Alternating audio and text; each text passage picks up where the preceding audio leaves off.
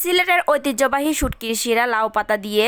এই শুটকি শিরাটা অনেক বেশি মজা হয় এবং অনেকে এটা পছন্দ করেন। গাছে নতুন লাউ পাতা হয়েছে দেখে ইচ্ছা করতেছিল শুটকি শিরা খাবো, যদিও একটু অসুস্থ থাকার কারণে কোনো কিছু এখন খাইতে মন চায় না। আর অনেকদিন যাবত তেমন শুটকি তরকারি রান্না করা হয় না, আপনাদের সাথেও তেমন শুটকি তরকারি রেসিপি শেয়ার করি না। তবে আপনারা অনেকেই আমার রান্না করা শুটকি তরকারিগুলো অনেক বেশি পছন্দ করেন, তাই কয়েক ধরনের সবজি দিয়ে আজকে শুটকি তরকারিটা রান্না করতেছি। প্রথমে গাছ থেকে নরম কিছু পাতা এবং ডোকা তুলে নিলাম এবং সেগুলো সুন্দর করে ধুয়ে পরিষ্কার করে কেটে নিলাম। কুচি করে 2টা আলুও দিয়ে দিলাম। আছে নতুন শিম আসছে তো শিম দিয়ে দিলাম 2-3টা। বাজার থেকে কিনে আনা মূলা ছিল তো কিছু মূলাও দিয়ে দিলাম। আছে ঝাল ঝাল কালো মরিচ দিয়ে দিলাম অনেকগুলা। 2টা রসুন তেতলিয়ে এবং হলুদ এবং মরিচ গুঁড়া দিয়ে দিলাম। পরিমাণ অনুযায়ী লবণ দিয়ে অল্প করে পানি দিয়ে দিব। আজকে শুটকি তরকারিটা অন্যভাবে রান্না করব। মাছ এবং চেপা শুটকিটা দিয়ে দিলাম। সবকিছু একসাথে জাল করে আমি উপর থেকে শীতলের কাঁটাগুলো তুলে নিলাম এবং সবকিছু একসাথে জাল করে তরকারিটা রেডি করে নিব। এই তরকারিটাতে তেমন ঝোল থাকবে না। তরকারিটা রান্না করার সময় শেষের দিকে আমি অসুস্থ হয়ে পড়ি, তার জন্য আমি ফাইনাল লুকটা আপনাদের সাথে শেয়ার করতে পারিনি, সরি। যাই হোক, আপনারা কে কে শুটকি তরকারি পছন্দ করেন